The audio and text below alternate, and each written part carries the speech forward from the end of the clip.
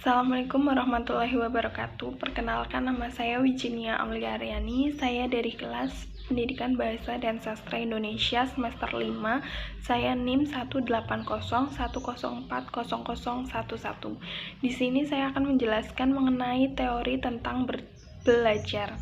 Yang pertama yaitu teori tentang belajar kognitivisme.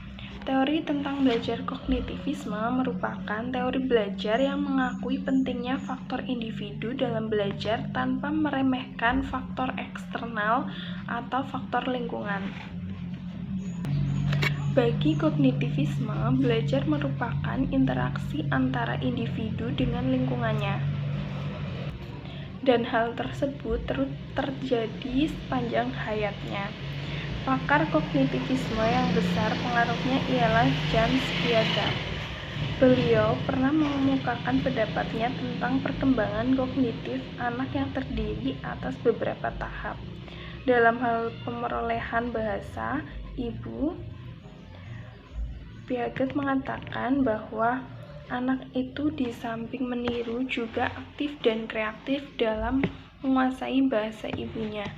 Kemudian, kemampuan untuk menguasai bahasa itu sendiri didasari oleh adanya kognisi. Kognisi itu memiliki struktur dan fungsi. Fungsi kognisi itu bersifat generatif atau dibawa sejak lahir. Sedangkan struktur kognisi bisa berubah sesuai dengan kemampuan dan upaya individu. Di samping itu, teori itu mengenal konsep bahwa belajar ialah hasil interaksi yang terus-menerus antara individu dan lingkungan melalui proses asimilasi dan akomodasi. Menurut Paget, setiap anak mengembangkan kemampuannya berpikir secara bertahap dan teratur. Tahap-tahap tersebut adalah yang pertama, tahap sensori motor. Yang kedua, tahap praoperasional kurang lebih dari umur 2 tahun sampai dengan 7 tahun. Yang tiga, tahap operasi konkret umur 7 sampai dengan 11 tahun. Yang selanjutnya yaitu tahap operasi formal umur 11 sampai 15 tahun. Selanjutnya, proses-proses penting selama tahap ini adalah pengurutan kemampuan. Yang kedua, klarifikasi dan kemampuan. Yang ketiga, decentering. Yang keempat, reversibility. Yang kelima, konservasi dan memahami. Yang terakhir yaitu penghilangan sifat egosentrisme dan kemampuan. Teori belajar yang kedua yaitu teori belajar konstruktivisme. Teori belajar ini adalah teori yang mengatakan bahwa pembelajar adalah orang yang sedang belajar akan membangun pengetahuannya sendiri berdasarkan apa yang sudah diketahui.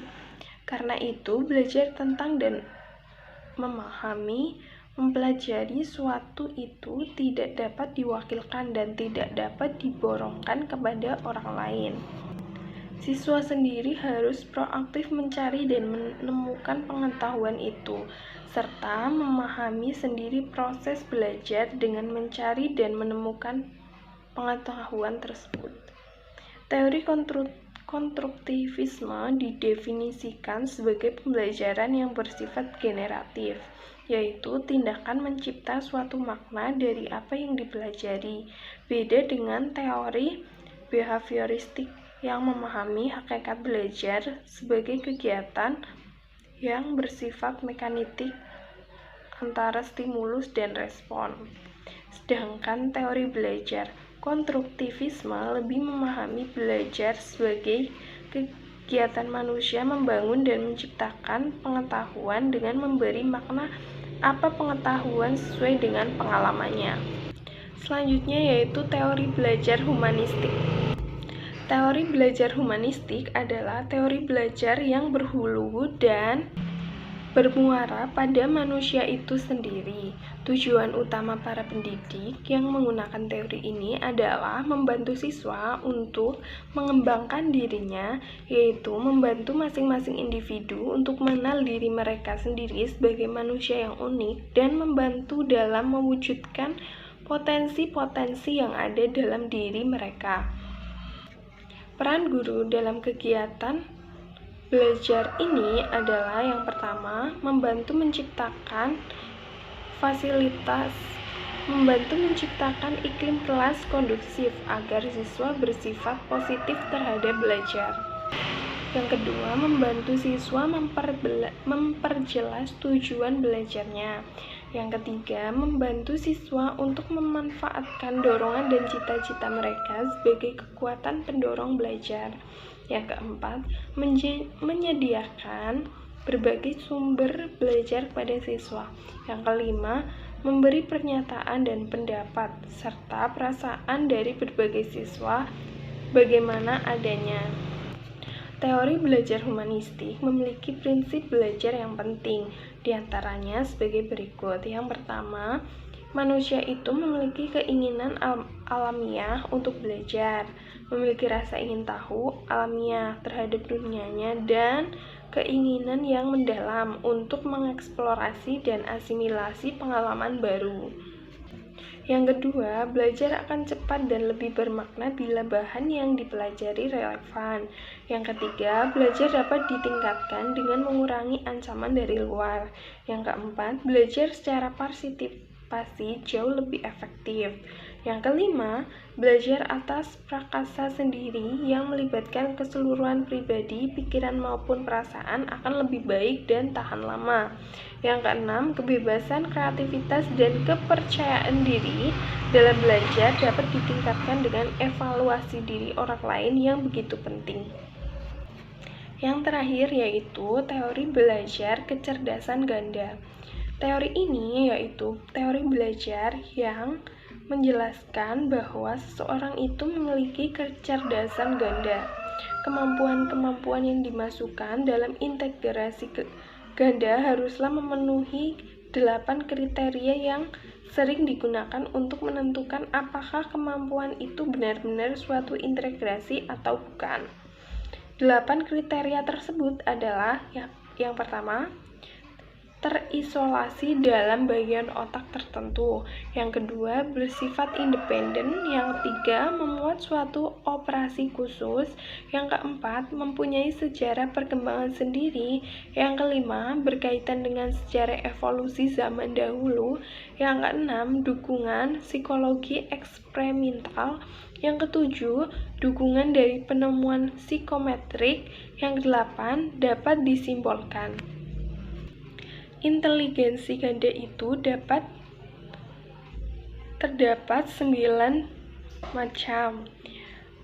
Ke-9 macam integrasi ganda itu adalah yang pertama, inteligensi linguistik, inteligensi matematik logis, inteligensi ruang visual. Yang keempat, inteligensi kinestesis dan badani. Yang kelima, inteligensi musikal. Yang keenam, inteligensi interpersonal. Yang ketujuh, inteligensi intrapersonal. Yang kedelapan, inteligensi lingkungan. Dan yang terakhir yaitu inteligensi eksistensial.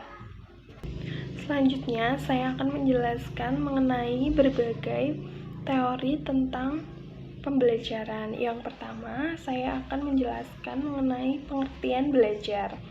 Belajar adalah suatu aktivitas pribadi untuk mengubah tingkah laku. Dalam konsep ini berarti yang aktif dalam individu si pembelajar. Walaupun tidak ada orang lain atau individu tersebut tetap aktif untuk mempelajari sesuatu. Belajar dalam hal ini dapat terjadi tanpa guru atau tanpa kegiatan mengajar dan pembelajaran formal lain. Yang selanjutnya, saya akan menjelaskan mengenai pengertian mengajar.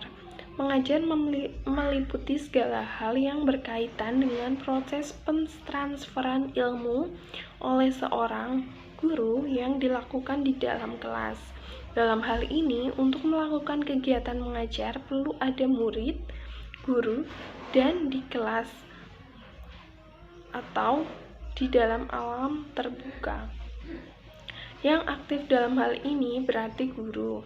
Prinsip yang dipegang guru adalah bagaimana materi yang hendak disampaikan itu dapat diserap oleh siswa sebanyak-banyaknya. Yang selanjutnya yaitu pengertian pembelajaran.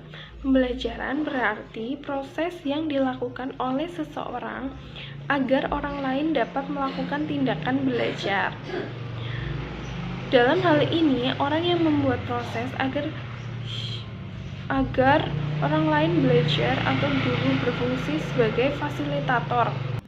Pembelajaran itu memiliki ciri-ciri tertentu. Ciri-ciri pembelajaran itu antara lain: 1.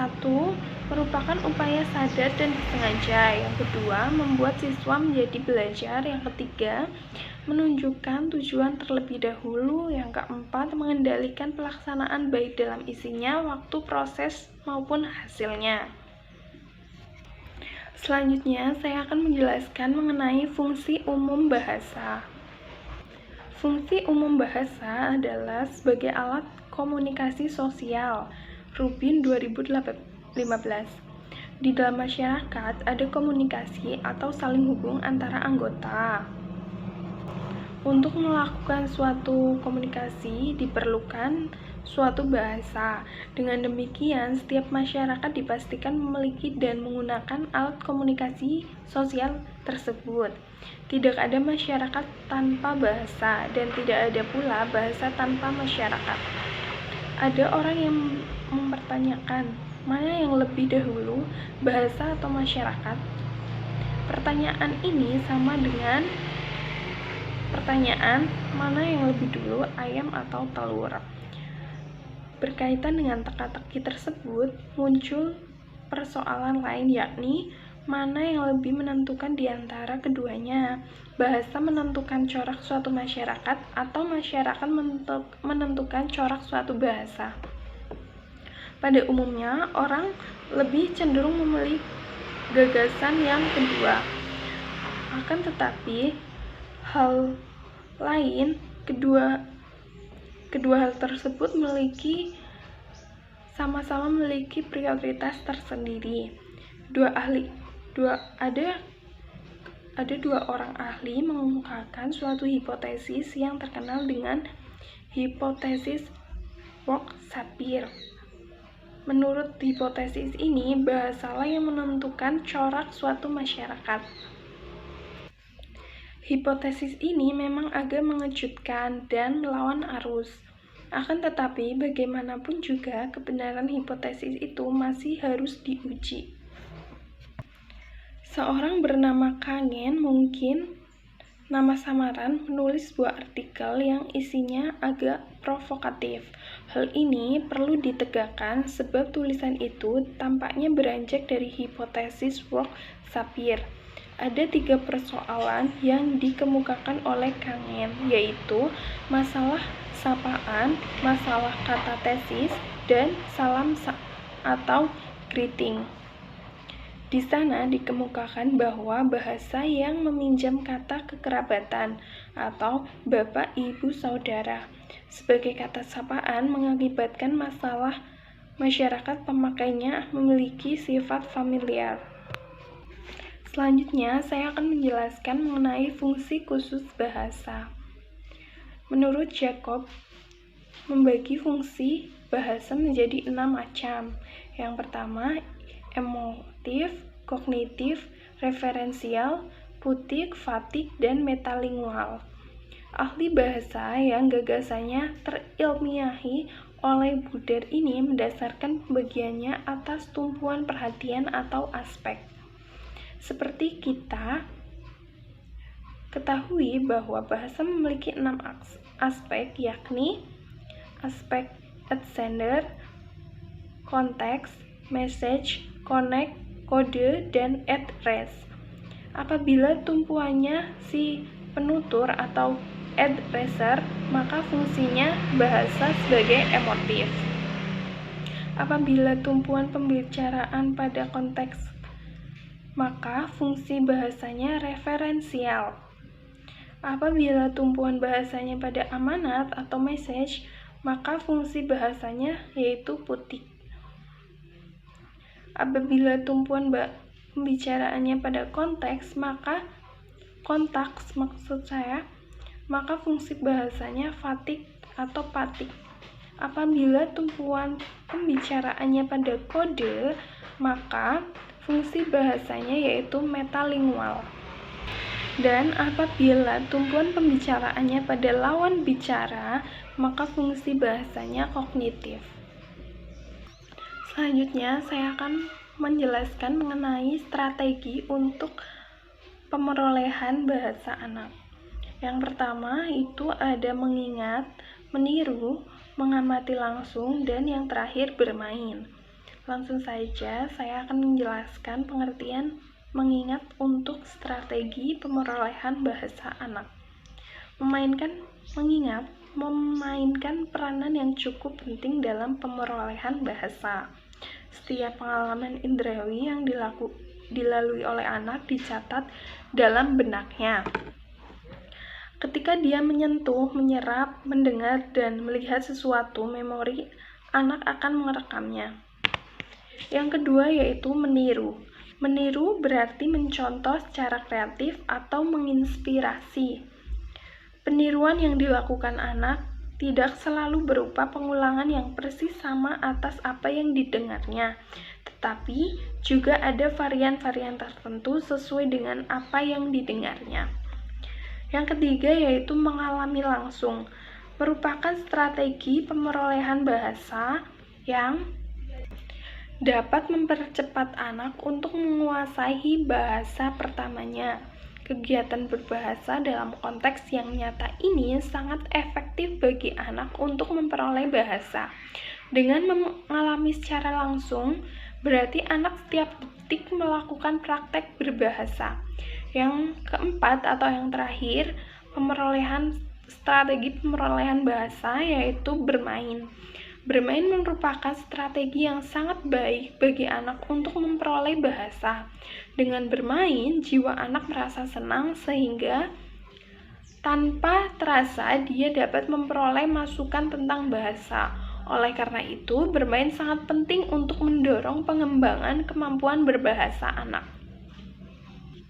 Selanjutnya, saya akan menjelaskan mengenai faktor-faktor yang mempengaruhi pemerolehan bahasa. Antara lain, yang pertama faktor biologis, yang kedua faktor lingkungan sosial, yang ketiga faktor inteligensi, yang keempat faktor motivasi. Faktor pertama adalah faktor biologis, yaitu kemampuan kodrati atau alami yang dimiliki anak yang memungkinkan dirinya menguasai bahasa. Potensi alami itu adalah piranti pemerolehan bahasa. Faktor yang kedua yaitu faktor lingkungan sosial, yaitu faktor yang mengatakan bahwa untuk memperoleh bahasa, seorang anak memerlukan orang lain untuk berinteraksi dan berkomunikasi. Faktor yang ketiga yaitu faktor inteligensi, yaitu komunikasi anak dalam berpikir atau bernalar. Faktor yang keempat yaitu faktor motivasi atau dorongan yang menyebabkan seseorang memiliki keinginan kuat untuk memperoleh bahasa. Sumber motivasi itu dari dalam dan dari luar diri anak. Selanjutnya, saya akan menjelaskan mengenai teknik pembelajaran bahasa. Teknik pembelajaran bahasa dikenal beberapa teknik, yaitu teknik pembelajaran langsung, teknik pembelajaran kooperatif, learning, dan teknik pembelajaran problem solving, teknik pembelajaran mengulang, teknik pembelajaran elaborasi, dan teknik pembelajaran organisasi. Teknik pembelajaran langsung adalah pembelajaran yang dilakukan dengan cara guru menyampaikan materi secara langsung pada siswa saat perkuliahan misalnya, dan saat pembelajaran di dalam kelas. Teknik pembelajaran cooperative learning adalah teknik pembelajaran yang menekankan kepada proses kerjasama dalam suatu kelompok yang biasanya terdiri atas 3-5 orang anggota untuk mempelajari suatu materi akademik yang spesifik sampai tuntas. Selanjutnya yaitu teknik mengajar pemecahan masalah. Adalah teknik mengajar yang dalam pelaksanaannya guru menggunakan cara pemecahan masalah sebagai suatu tindakan aplikatif. Jadi, kedudukan pemecahan masalah hanya sebagai suatu alat untuk memahami materi pembelajaran. Selanjutnya yaitu teknik pembelajaran mengulang. Merupakan teknik pembelajaran sederhana yang digunakan untuk sekedar membaca ulang materi tertentu dengan tujuan menghafal. Selanjutnya yaitu teknik pembelajaran elaborasi. Adalah proses penambahan rincian sehingga informasi baru akan menjadi lebih bermakna. Dengan teknik elaborasi, pengkodean lebih mudah dilakukan dan lebih memberi kepastian. Teknik ini membantu pemindahan informasi baru dari memori otak yang bersifat jangka pendek ke jangka panjang dengan menciptakan hubungan dan gabungan antara informasi baru dengan yang pernah ada. Selanjutnya yaitu teknik pembelajaran organisasi. Teknik ini adalah langkah-langkah operasional yang dilakukan oleh guru untuk membantu pelaku belajar meningkatkan kebermaknaan bahan-bahan baru dengan konstruk pengorganisasian baru. Bentuk teknik pembelajaran organisasi adalah membuat garis besar, pemetaan konsep, potongan akronim, dan kata berkait. Selanjutnya, saya akan menjelaskan mengenai pendekatan pembelajaran bahasa. Dalam pembelajaran bahasa, ada beberapa pendekatan. Yang pertama, pendekatan komunikatif, pendekatan integratif, pendekatan cara belajar siswa aktif, pendekatan kooperatif, pendekatan tujuan, pendekatan struktural, dan pendekatan kontekstual. Pendekatan komunikatif merupakan pendekatan yang mengarah pembelajaran bahasa pada tujuan pembelajaran yang mementingkan fungsi bahasa sebagai alat komunikasi. Yang kedua, pendekatan integratif merupakan pendekatan belajar bahasa yang di dalamnya terdapat pelaksanaan memadu berbagai keterampilan berbahasa, seperti menyimak, berbicara, membaca, dan menulis. Pendekatan cara belajar siswa aktif yaitu pembelajaran bahasa yang terfokus pada keaktifan siswa dalam mempelajari suatu materi. Yang selanjutnya yaitu pendekatan kooperatif, merupakan pendekatan dalam pembelajaran yang digunakan dengan cara mengkelompokkan siswa ke dalam kelompok kecil agar para siswa bekerja sama dan saling membantu menyelesaikan tugas. Yang selanjutnya yaitu pendekatan tujuan, merupakan pendekatan dalam pembelajaran yang dilandasi oleh pemikiran bahwa setiap kegiatan belajar mengajar yang harus dipikirkan dan ditetapkan terlebih dahulu ialah tujuan yang harus dicapai. Yang selanjutnya yaitu pendekatan struktural, merupakan salah satu pendekatan dalam belajar yang dilandasi oleh asumsi yang menganggap bahwa sebagai seperangkat kaidah. Yang terakhir yaitu pendekatan kontekstual, merupakan konsep pembelajaran yang membantu guru untuk mengkaitkan materi yang diajarkan dengan situasi dunia nyata siswa. Dalam pembelajaran bahasa, terdapat metode baik yang berpusat pada guru maupun yang berpusat pada siswa. Metode yang berpusat pada guru antara lain ceramah, tanya jawab, dan demonstrasi. Metode yang berpusat pada siswa antara lain diskusi, kerja kelompok, drama, dan bermain peran. Selanjutnya, saya akan menjelaskan mengenai model pembelajaran. Model pembelajaran adalah bentuk pembelajaran yang tergambar dari awal sampai akhir yang disajikan secara khas oleh guru di kelas. Beberapa model pembelajaran yang efektif diantaranya yaitu yang pertama, Cooperative Script merupakan model pembelajaran bahasa yang dilakukan dengan cara siswa bekerja sama secara bergantian mengikhtisar bagian-bagian mana materi yang dipelajari. Yang kedua, Problem Basic Introduce. Pembelajaran berdasarkan masalah merupakan model pembelajaran bahasa yang dilakukan dengan cara guru memberikan masalah kepada siswa agar siswa dapat menyelesaikan masalah tersebut dengan baik. Yang selanjutnya yaitu kepala bernomor atau number head together. Merupakan model pembelajaran bahasa yang dilakukan dengan cara mendiskusikan masalah kelompok. Setiap anggota diberi nomor yang berbeda satu dengan lainnya. Yang selanjutnya yaitu word square. Merupakan model pembelajaran bahasa yang dilakukan dengan media soal dalam bentuk teka-teki. Yang selanjutnya yaitu explicit introduce.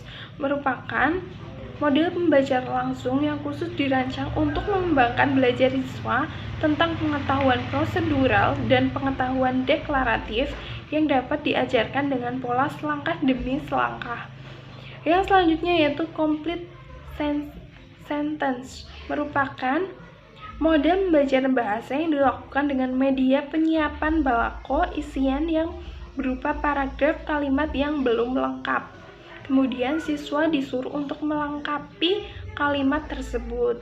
Yang selanjutnya yaitu artikulasi. Merupakan model pembelajaran bahasa yang dilakukan dengan cara guru menyampaikan kompetisi yang ingin dicapai, bentuk kelompok berpasangan dua untuk mengetahui daya serap siswa, menugasi salah satu siswa dari pasangan itu untuk menceritakan materi baru yang diterima dan pasangannya mendengarkan catatan kecil kemudian berganti peran. Yang terakhir yaitu student teams active division. Merupakan model pembelajaran bahasa yang dilakukan dengan cara siswa bekerja dalam tim, siswa kelompok presentasi. Sekian dari saya. Terima kasih. Apabila banyak kesalahan dan tutur kata yang kurang berkenan, mohon dimaafkan. Wassalamualaikum warahmatullahi wabarakatuh.